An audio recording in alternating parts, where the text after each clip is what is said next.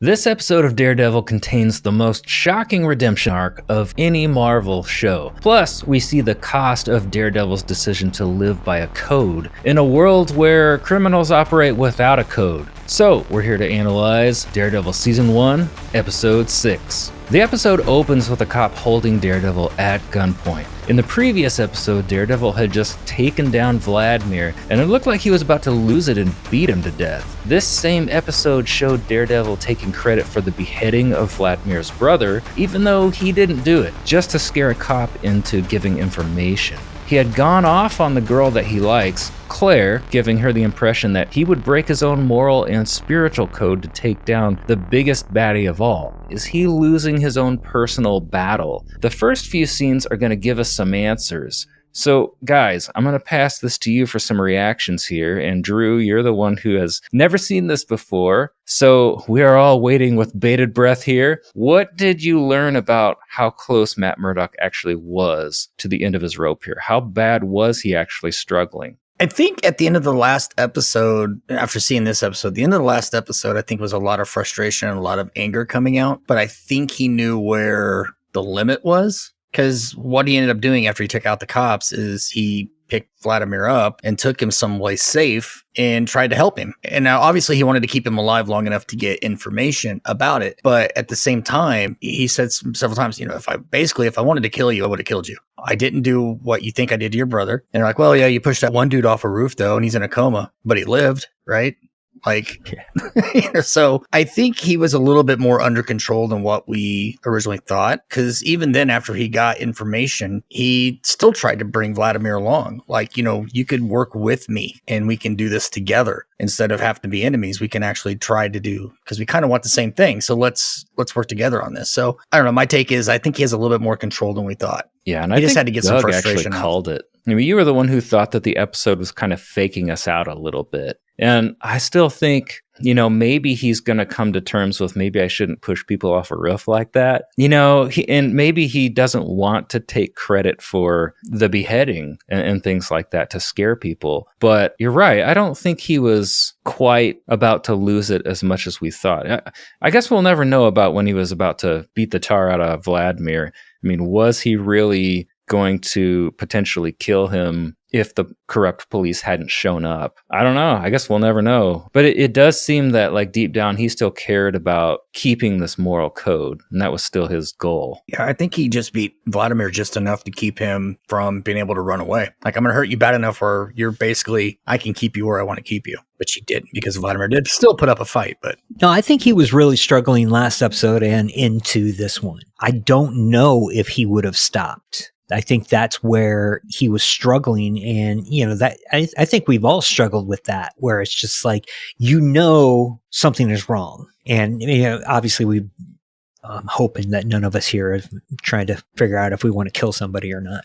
But, we've dealt with those situations where you're sitting there and it's like, I can take the shortcut. I can do it this way. It's wrong, but no one's going to know. And I'm annoyed to the fact where everyone else is doing things wrong that I'm going to go ahead and I'm going to take the shortcut too. And yeah, he can make things a lot easier on himself and a lot easier on the city, because he's getting rid of people if he just went full vigilante and started killing people. Just, drop the sticks, pick up a couple guns, and go Deadpool on people. And I would assume when you're in that situation, that's got to be a tough decision, because it's like, I know I'm not a cop. I know I'm not somebody who's allowed to kill. Yet if I did, it would make things so much easier on me, and it would make things so much easier on the people. They don't have to worry about going through court. They don't have to go through dirty judges, dirty cops. More than likely, this person, if they're arrested, they're going to be killed anyhow in prison because they don't want them giving up Kingpin's name. Why don't I just save everyone the issue and just do it myself?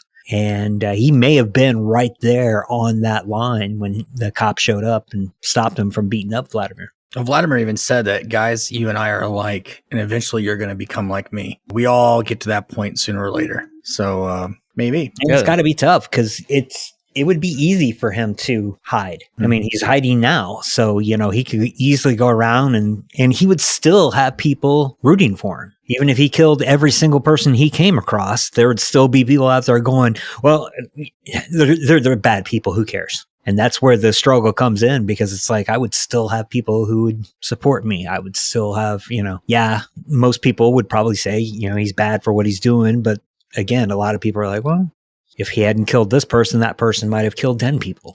Yeah, and I think an interesting layer to this show too is that it's harder for him because he has this code. It's cool to see him struggle with it because that brings some realism. Because we all know where the line is in terms of things we want to do and don't want to do. But sometimes we do things and don't realize we crossed that line until we've already crossed it. And then it's like, oh crap, I thought that I would never do that. Mm-hmm. But I don't think his enemies are as afraid of him, because once they figure out he has a code, they basically think that he's not that big of a threat. They're much more scared of Kingpin than they are of him, I think. So I think that they know what Kingpin will do to him.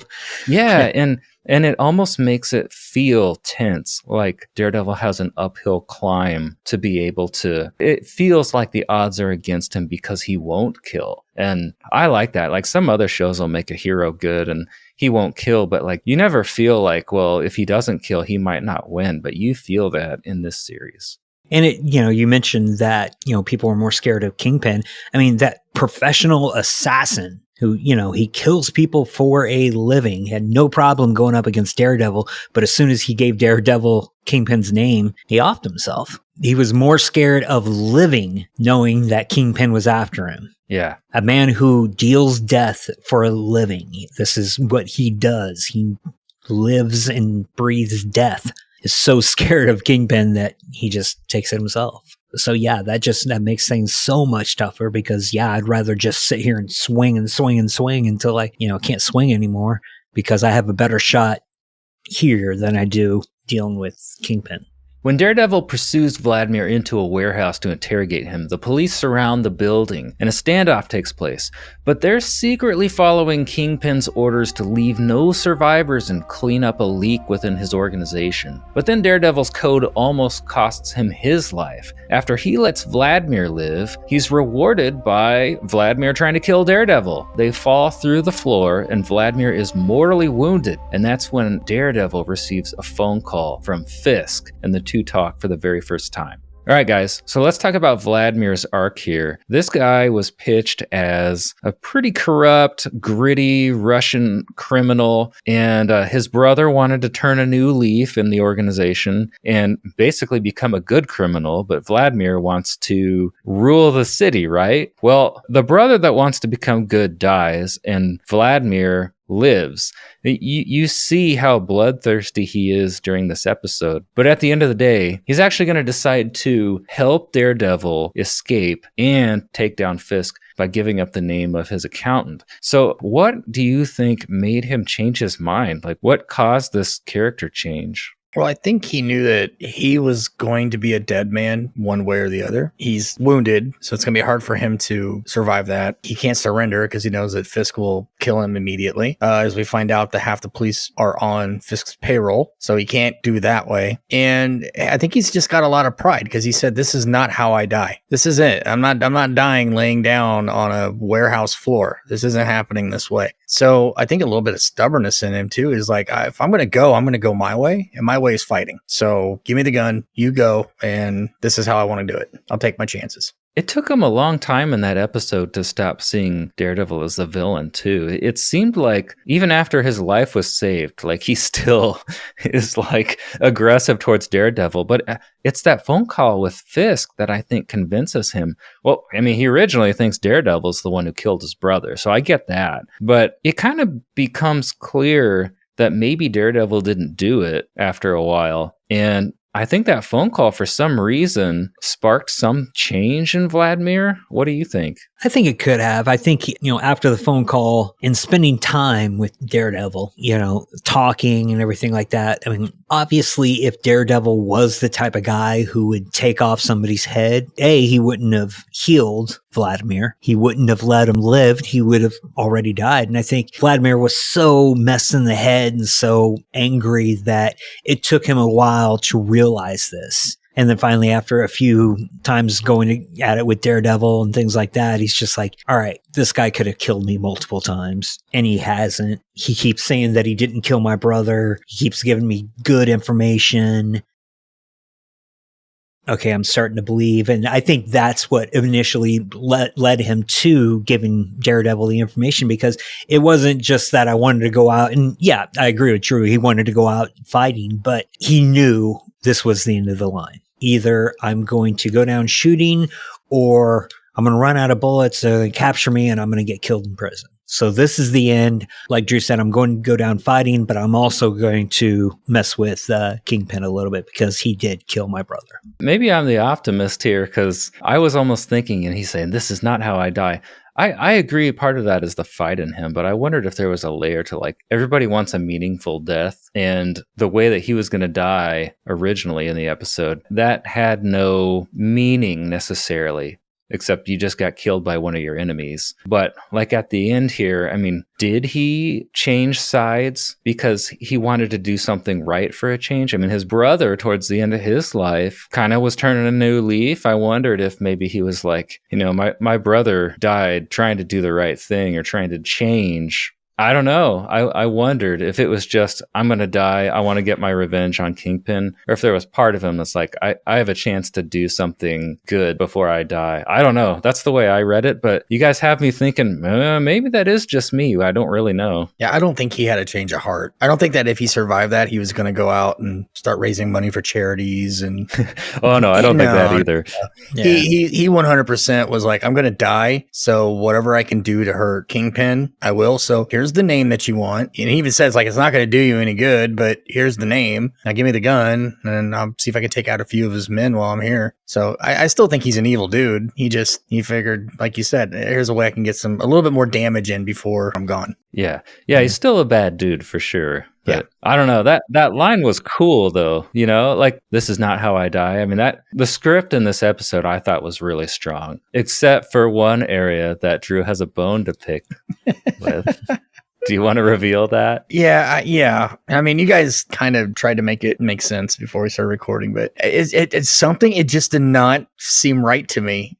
So he's on the phone with Claire and he's asking, how do I stop him from bleeding? And she says, well, what do you have that I can work with? And he looks down to his right, and the blind guy says, I've got half a box of nails, I've got wood, I got some metal, and a toolbox 20 feet behind me that I couldn't see even if I could see, because it's in the dark and it's 20 feet behind me. And he just gets up and he just walks straight to it and pulls out a road flare. And at that point, I'm like, so I've already suspended belief on the fact that he's a blind superhero and he fights. And, for a superhero movie, you have to do that. I get that. I got no problem with that. But for some reason, him looking over and seeing half a box of nails and knowing that there's a toolbox 20 feet behind him, I was like, okay, now we're pushing it, guys. Come on. Like, that's a little too far for me. So I don't know why, but that just bugged me when I watched that episode. It kind of sucked me out of the episode for a minute. Yeah, that happens to me when I see stuff like that sometimes. I was like, I'm going to have to watch that again. Did it fall from the upper floor? Because if it was sitting on a table. The floor? Oh, like I said, if he heard it fall, I get that. Well, I think this is before they fell through the floor. I think he healed them before they fell through the floor. Did he? Yeah, I'm pretty sure he was healing him, and then another police officer was coming in. Then they fell through the floor even more, all the way down to the bottom. And that's when he got up, and that's when he had the phone call with Fisk. Because Daredevil's still moving pretty good. He was like, hey, where's this stuff at? I'll go get it. Oh, yeah, I think there's a toolbox like back here behind me that I didn't see. He heard it. It didn't fall. It was on No, the toolbox. The wind was blowing. How did he hear a toolbox? The wind. Sonar. Oh, come on.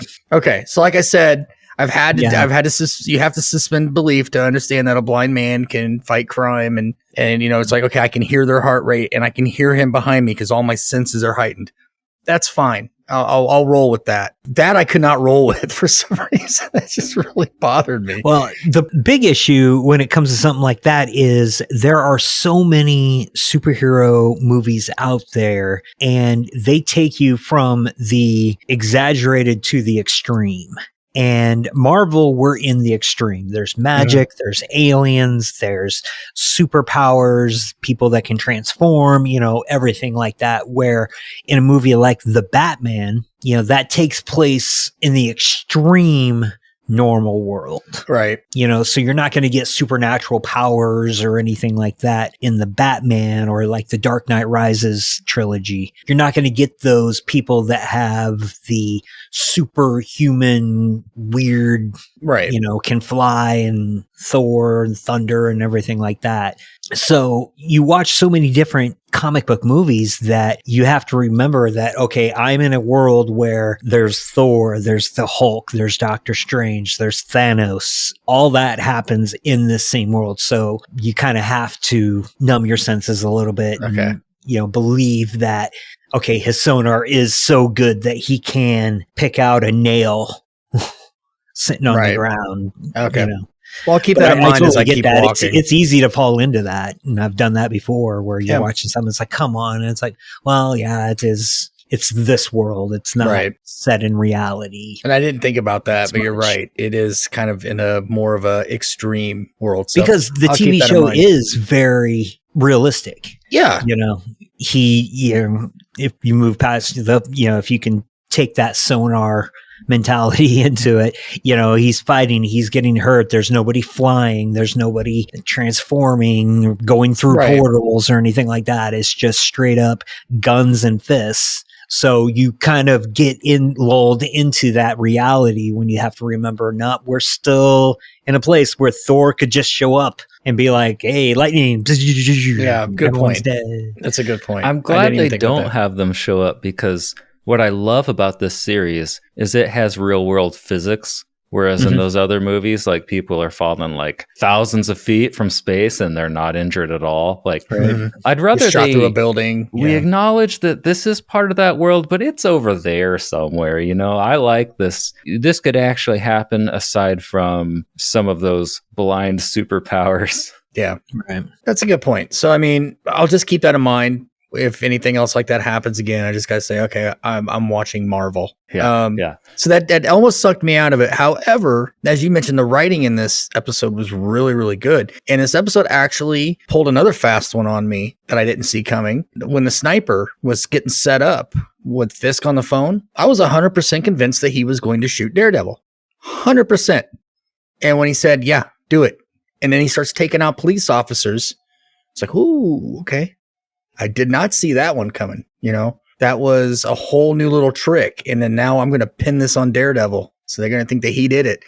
I thought, okay, you got me on that one. I did not see that coming.